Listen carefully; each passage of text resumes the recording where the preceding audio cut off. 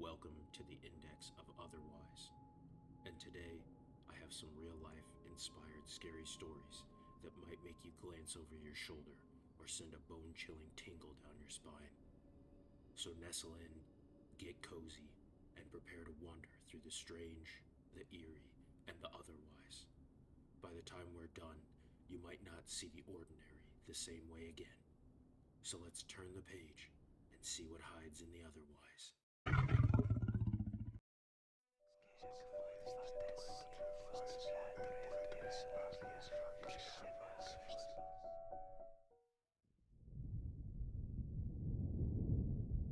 I stayed with my mother one summer after she moved into a new place. It had been less than a year since my father had died, and she didn't want to be alone while everything was still unfamiliar. The house was in a quiet development, wide streets, identical mailboxes, the kind of neighborhood that goes completely still after dark. Nothing about it felt threatening at first. One night, well after my mom had gone to bed, I was alone in the living room with the TV on low. I remember it clearly because the house was otherwise silent. No music, no traffic, just the hum of the refrigerator in the kitchen. That's when I heard a knock, not from the front of the house, from behind me. It took a few seconds for it to register, because nobody ever uses the back door. The sound wasn't loud, just two firm taps close together, then nothing. No footsteps, no follow-up knock. I muted the TV and waited, expecting to realize I'd imagined it. But the silence that followed felt deliberate, like someone was standing still, waiting. The porch light over the patio was off. I couldn't see anything through the glass. After a minute or so, I walked closer and turned the light on. There was a man standing a few feet from the door. He wasn't trying to hide. He wasn't looking at the house.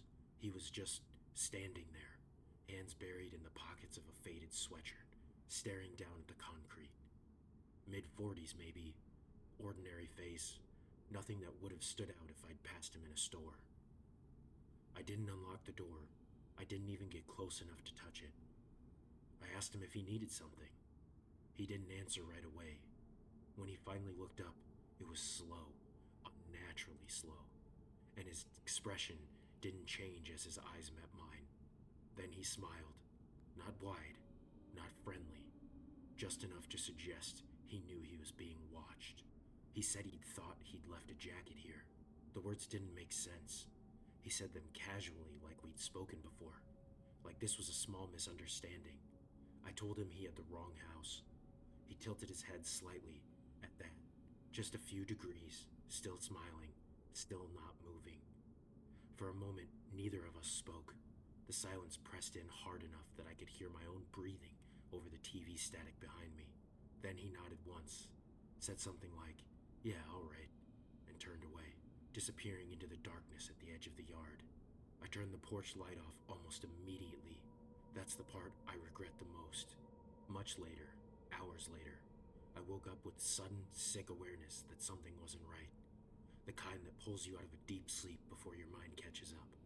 The backyard has a wooden gate, old, swollen from moisture. It groans loudly when it opens, and the latch snaps shut hard enough to echo. I never heard it. I got up and turned the light back on. The gate was closed. There was no way someone could have opened and shut it without sound.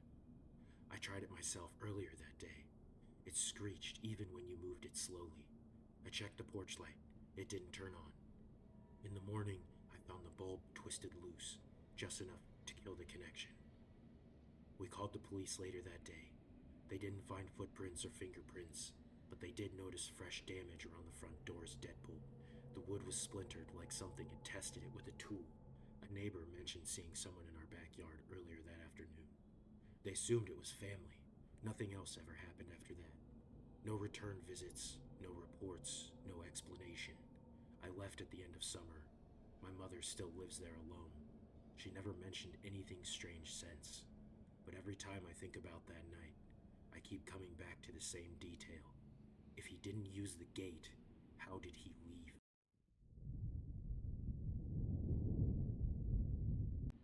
This happened last spring, around the end of April. I was 16 at the time, and I had just gotten home from school. My parents were both out, and I knew I'd be alone for a few hours. I've never been great with that. Most days I'm fine, but every once in a while, being home alone hits me all at once. The house feels too quiet. Every sound feels intentional. That afternoon was one of those days. I remember feeling uneasy for no clear reason, like my body had already decided something was wrong. Our hallway is long and narrow. My bedroom is closest to the living room. My parents' room is right after it, and at the very end is the bathroom. The bathroom door has this strange curved pane of frosted glass set into it. You can't see details through it, just vague shapes and motion, enough to tell if someone's there, not enough to tell who. I went to use the bathroom and didn't bother closing the door at first. I was alone, after all. I had just sat down when I heard the floor creak. It came from my parents' bedroom. At first, I told myself it was the house settling, old floors making noise all the time. But then the sound came again, slower this time, measured, like weight shifting from one foot to the other, and it was getting closer. I locked the bathroom door so fast my hands shook. My phone buzzed in my pocket, and when I checked it, the battery was almost dead. I tried to stay calm, even joked a little, and called a friend on FaceTime. I didn't want to scare her or myself too much. While we were talking, I leaned forward without really thinking and looked toward the curved glass. Something moved on the other side, not a shadow from outside, not a trick of the light. A shape passed slowly across the frosted pane, tall and solid, blocking what little light there was from the hallway. I couldn't see a face, but I could tell it was a person standing there. Close. I froze. Then I started yelling. I screamed that I was calling the police. They needed to leave. That my parents were on their way. My voice sounded strange to me. Too high, too desperate. My phone battery dropped again. I hung up and called my dad instead. I don't even remember what I said, just that he told me he was leaving immediately. After that, the phone died. I sat on the bathroom floor with my back against the door, both hands braced against it in case someone tried to force it open. Every second stretched out. My legs went numb. My mouth felt dry. I kept imagining the door handle turning or the glass shattering above me. At one point, I heard the floor creak again. It sounded like someone stepping away. Nearly 45 minutes passed like that before I finally heard the front door open. My dad called my name. I waited until he told me more than once that it was safe to come out. The hallway was empty. No open windows, no broken locks, no signs that anyone had been there at all. To this day, I still think about it, about the shape in the glass, about the sound of footsteps where no one should have been. I don't believe in anything supernatural, but I've never been able to explain what I saw or why it felt so real. This happened a long time ago now, close to 10 years, but it's one of those moments that never softened with age. I still remember it too clearly. It was late summer, one of those sticky afternoons where the air feels heavy, even in the shade. I'd gone out for a run after work, sticking mostly to a large park near my house.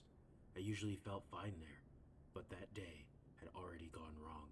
A car slowed near one of the entrances, looping past me more than once. Someone yelled something crude out the window. I tried to ignore it, but it crawled under my skin and stayed there. When I reached the edge of the park, I decided not to take my usual route home. There was another way, longer if you followed the roads, but shorter if you cut through a residential block and crossed a much smaller park tucked between a few streets. I rarely used it. Still, I wanted distance from traffic, and I wanted to feel unseen. The smaller park felt off immediately. It wasn't abandoned exactly, but it was quieter than it should have been. No kids at the playground, no one sitting on benches. Even nearby houses looked closed up, curtains drawn against the heat. I slowed to a walk as I entered. Near the playground, I noticed two figures coming toward me from the opposite end of the path. One was a man, early 30s maybe, wearing a dark t-shirt and a baseball cap. The other was a teenage girl, younger than 16, carrying a skateboard by the trucks. Her shirt was bright enough to catch the sun, almost glowing against the trees. They didn't speak to each other, but they weren't fully separate either. There was an odd distance between them, like they were aware of one another without acknowledging it.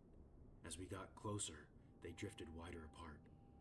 I had to pass directly between them.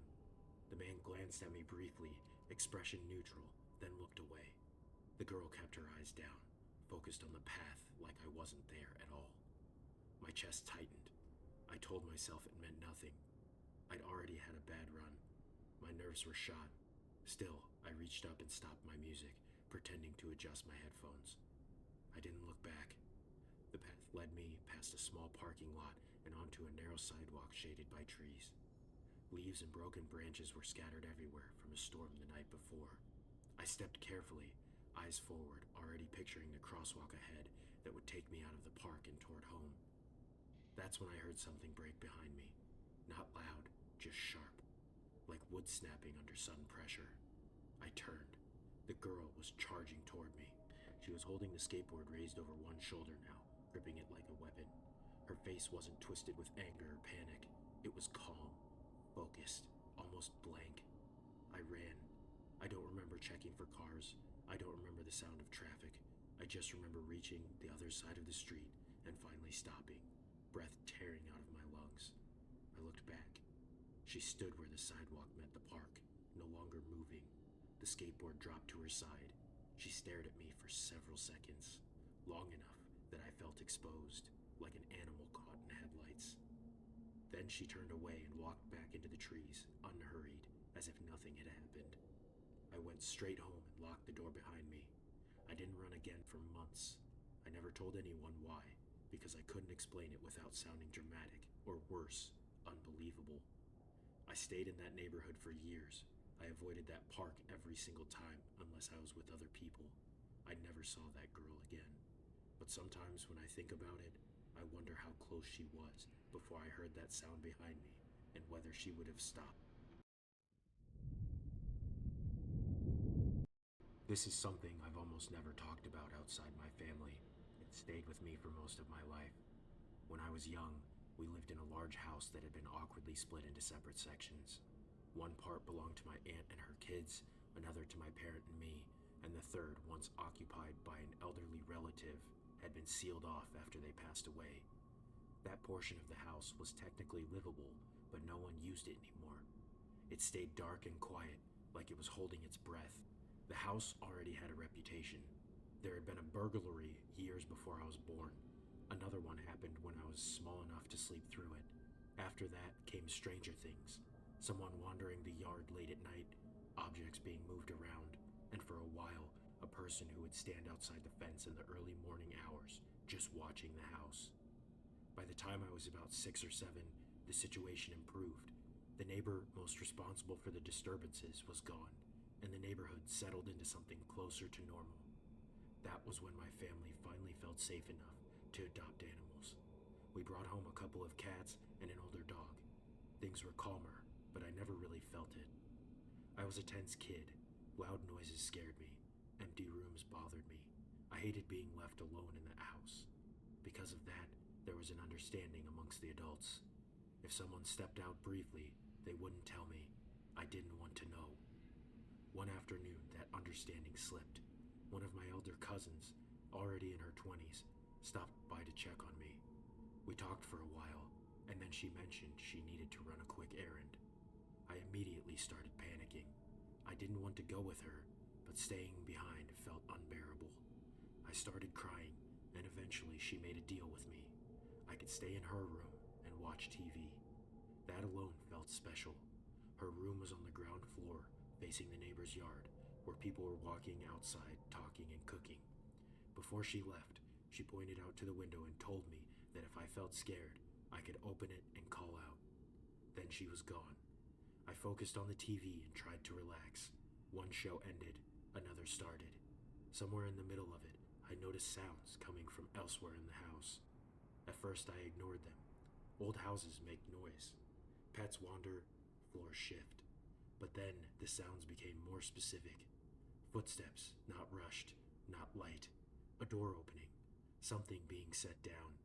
The dog let out a low, uneasy bark. I assumed my cousin had come back earlier than expected. I remember feeling irritated because I wasn't done watching yet. I stayed quiet on purpose, hoping she wouldn't come in and tell me to move. The sounds kept coming. They got closer. Her bedroom door didn't have clear glass, just a narrow panel that blurred everything behind it. When I turned toward it, I saw a shape standing on the other side, a person-sized silhouette, still facing the door. I couldn't make out any features, just dark clothing, no movement. I told myself it was my cousin. I had to. But the longer it stood there, the tighter my chest felt.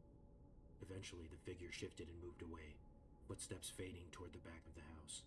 I turned back to the TV, heart pounding. A few minutes later, the front door opened loudly. This time, it was unmistakable. My cousin called out as she came in. I heard bags rustling, keys dropping onto a surface, real ordinary sounds. I felt cold all over. She went into the kitchen. Nothing happened. No shouting, no struggle, just normal movement. When she came back to check on me, I started crying immediately. I told her everything. She took it seriously. She called nearby neighbors, and together they searched the house from top to bottom, including the unused section. No one was there. Nothing was broken. Nothing was missing. Later, we confirmed that no other family members had been home. The only thing that felt off afterward was the animals. The cats were curled up in the sealed-off part of the house upstairs, which they normally avoided. The dog paced the yard for the rest of the evening, whining softly. Years later, my cousin admitted that she and another family member eventually decided I must have imagined it, that I was an anxious child filling in gaps with fear. But I know what I saw. It wasn't a shadow. It wasn't a trick of light. It was a person standing inside our house, and I still don't know how they left. This happened a couple of years ago, when I was 15. It was late, around 9:30 at night, and I decided to ride my scooter at a small neighborhood park about 10 minutes from my house. I didn't have a car yet, so scootering was my usual way to get there. The area wasn't the safest, so dealing with sketchy people wasn't unusual, but that night felt different. When I arrived, there was only one other person there, a girl a bit older than me. We hadn't met before, but we ended up chatting and practicing tricks for almost an hour. Everything seemed normal. Then another adult showed up, this time a woman walking in with a young boy. The first thing I noticed was the kid. No jacket, no shoes, just a thin t-shirt and shorts, even though it was chilly. The woman seemed tall and imposing, tattoos on her arms, and she was holding something bulky under her hoodie that made me uneasy. She started talking first to the other skater. She said she cut hair, and that if they ever needed a haircut, she could help. My new friend thanked her, and then she turned to me and repeated the same offer. I thought that was it. It wasn't. She asked if her son could try my scooter. I hesitated, but eventually agreed. The boy barely moved at first.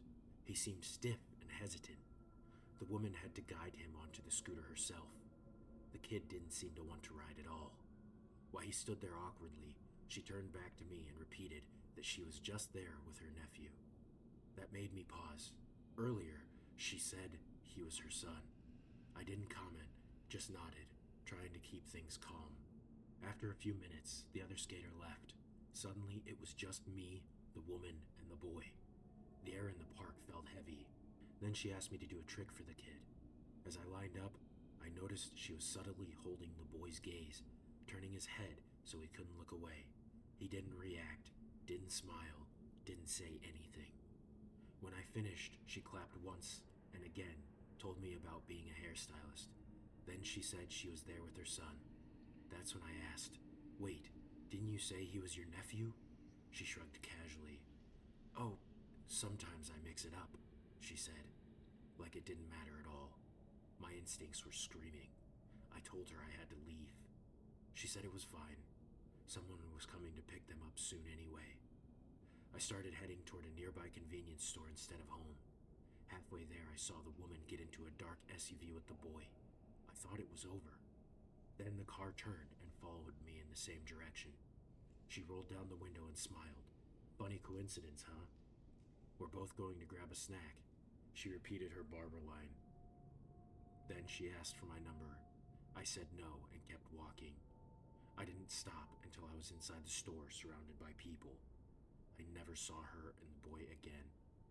even though I can't figure out why she kept changing the story about him or why she kept following me. I'm just glad I trusted my instincts that night. This happened earlier this year on a weeknight when I'd gone out with my sister and her partner.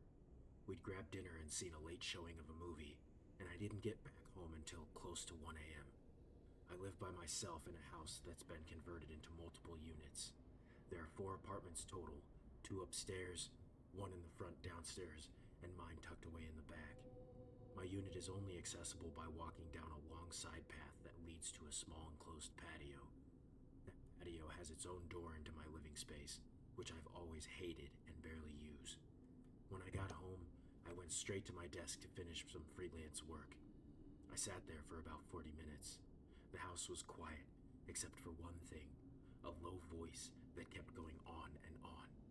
It sounded like someone talking steadily, not loudly, but clearly enough that it put my attention away from the screen.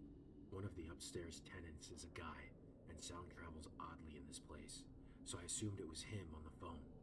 Still, it felt strange. The voice didn't rise or fall the way a phone conversation usually does. It was almost rhythmic, like something narrating their thoughts. I brushed it off. My bedroom shares a wall with the patio, and there's an old door there that I've blocked with a wardrobe. I try not to think about it, especially at night. After I finished working, I went to wash my face, feed my cat, and turn off the lights. By the time I got into bed, the voice was still going. At that point, it had been nearly an hour. Then suddenly, I heard the unmistakable scrape of wood. It wasn't coming from above. It was coming from the other side of my room. At the same time, the voice became clearer, close enough that I could hear individual words, though I couldn't make sense of them. I got out of bed quietly and pressed my ear against the wardrobe. The sound was coming from the patio. I could hear something shifting around, brushing against things, muttering. I moved slowly into the hallway and peeked into the kitchen, where the patio door is. The lights were off, but streetlights flickered in just enough for me to see a figure sitting on the ground. It was a woman. She was hunched over near the center of the patio, knees pulled in, rocking slightly. Her hair was long and matted, covering most of her face.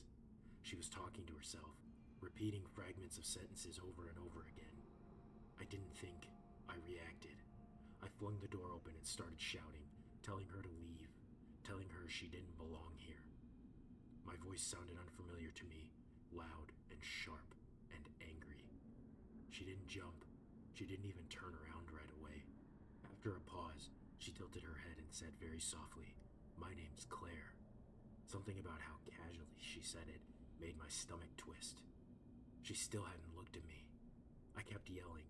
Finally, she stood up slowly, raising her hands halfway like it was a game. She smiled and said, almost cheerfully, "I know. I'm just staying out of sight."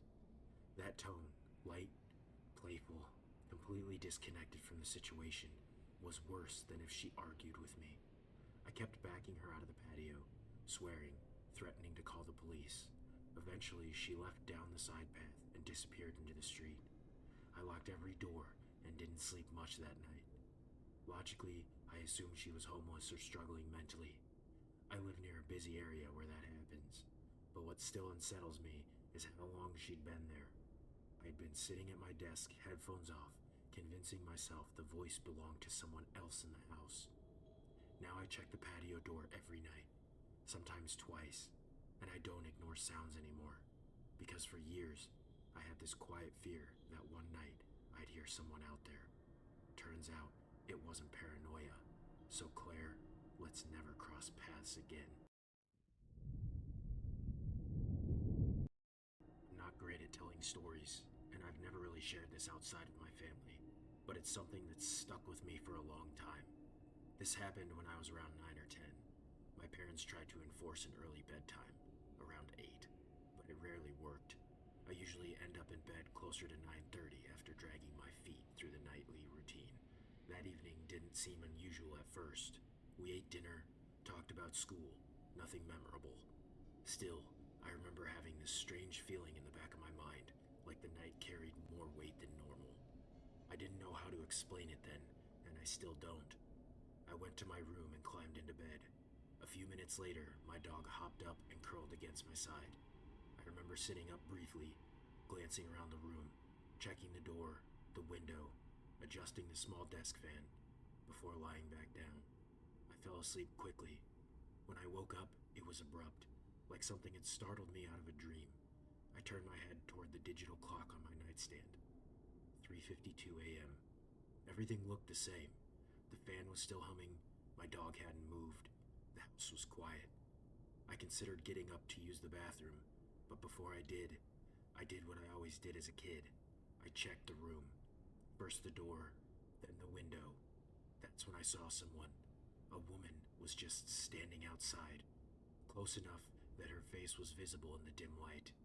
I didn't recognize her, which immediately terrified me. I lived in a small neighborhood where everyone knew everyone.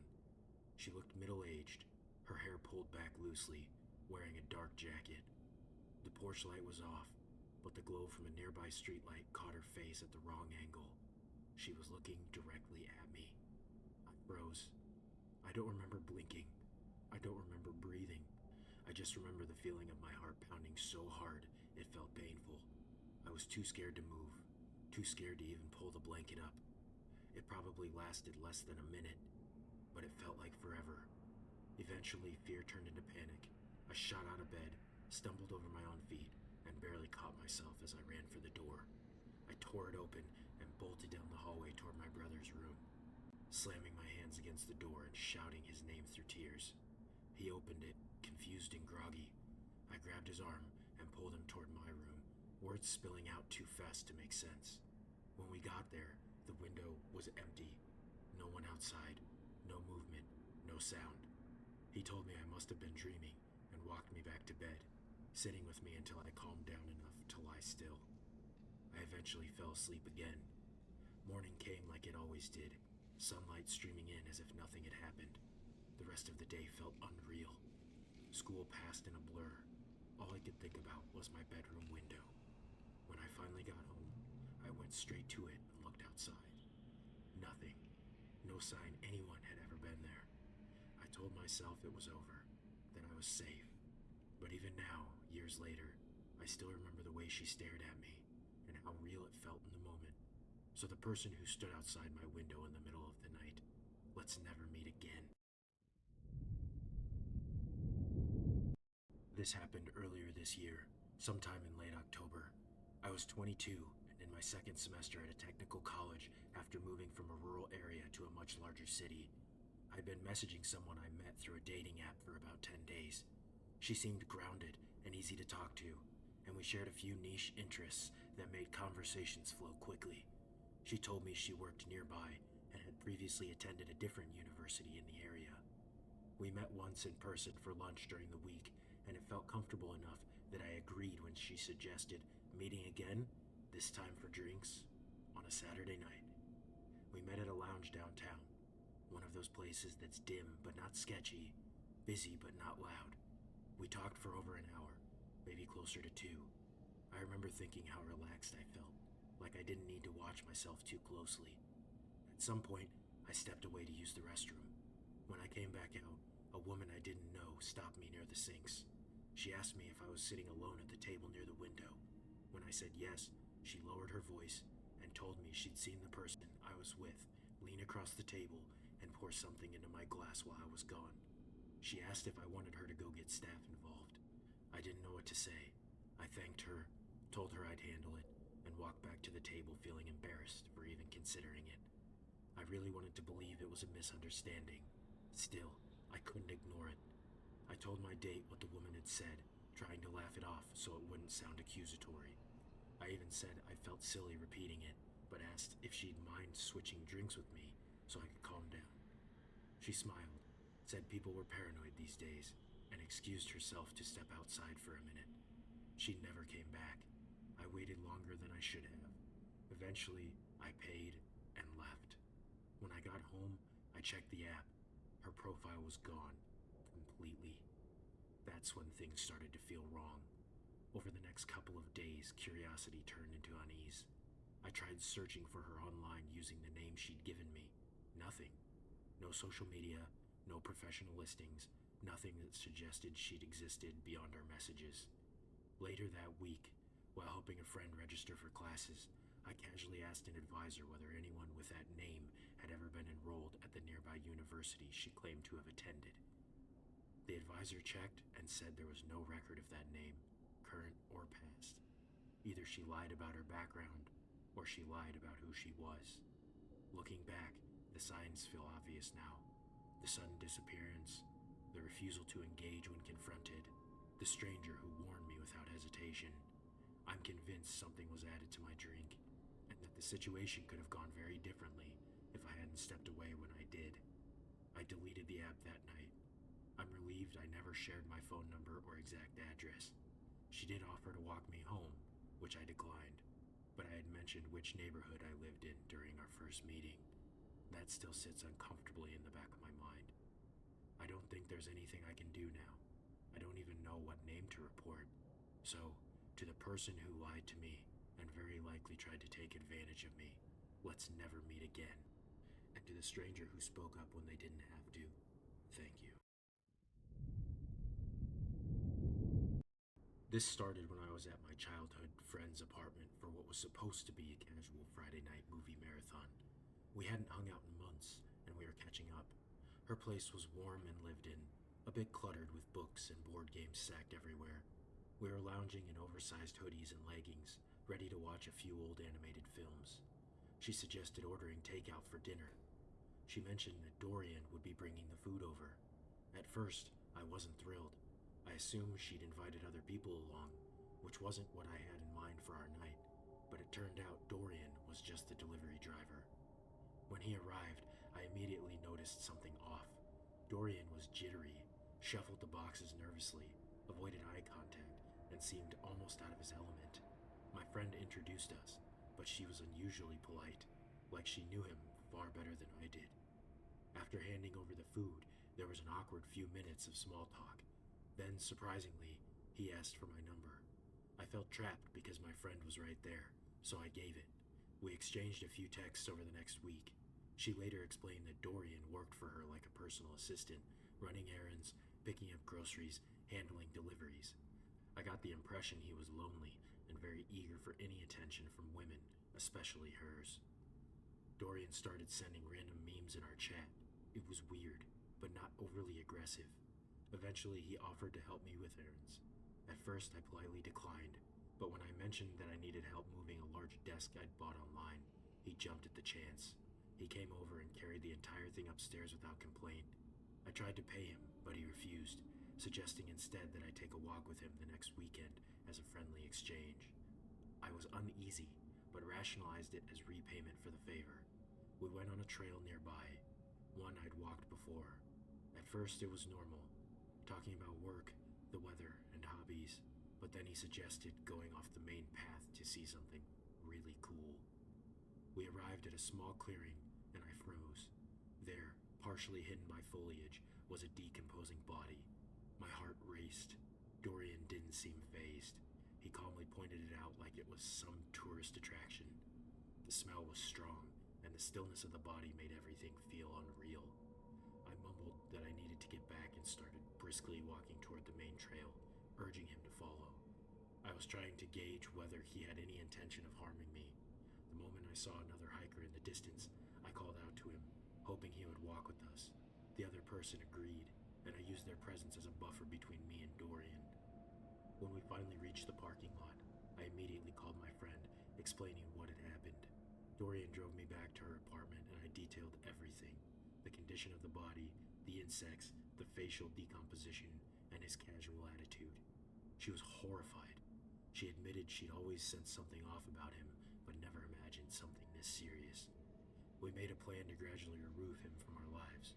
Interactions became limited to public spaces, or when others were around. She slowly stopped relying on him for errands, and I cut off any favors or responses. Eventually, when she started dating someone new, he disappeared from her life completely. I reported the incident to the police the same night. Weeks later, news came that the authorities had discovered a body in the area and arrested someone unrelated to Dorian. I still don't know if he had any involvement, but I trust my instincts. Last spring, I moved to Chicago to start my first year of medical school. I'd always lived in small towns before, so the sheer scale of the city was almost paralyzing. Tall buildings, crowded sidewalks, buses and trains everywhere. It felt like stepping into another world. Growing up, I knew I had a half brother somewhere in the city. My parents never really talked about him, and whenever his name came up, the conversation would get tense and shut down immediately.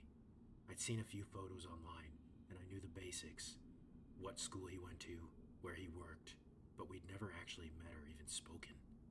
One rainy evening in April, I got a direct message on Instagram from someone claiming to be him. At first glance, it seemed legit.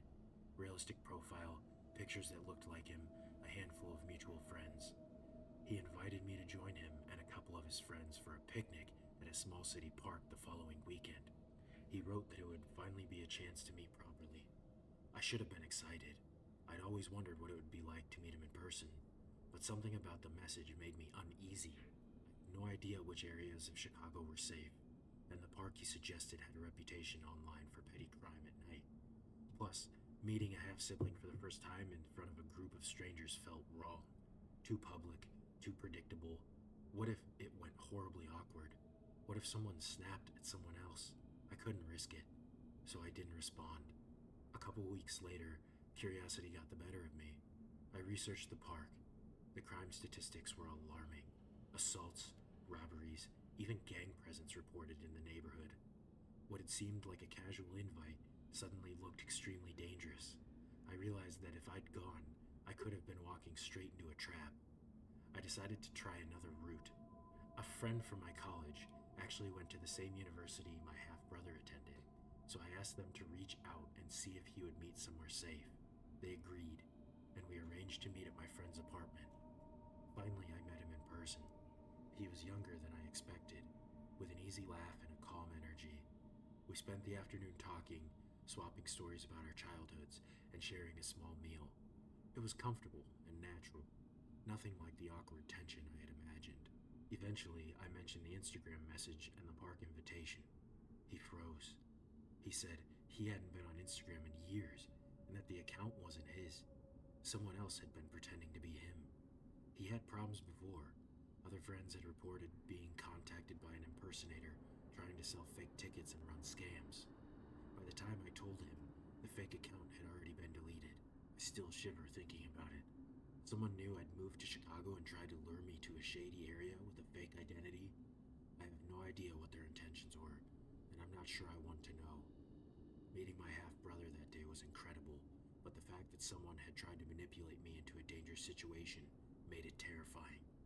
It reminded me that even the most exciting and meaningful moments can have a hidden danger lurking behind them. Hey guys, thanks for watching. Hit the subscribe or like button for future narrations. And remember to stay cozy, stay curious, until we meet again.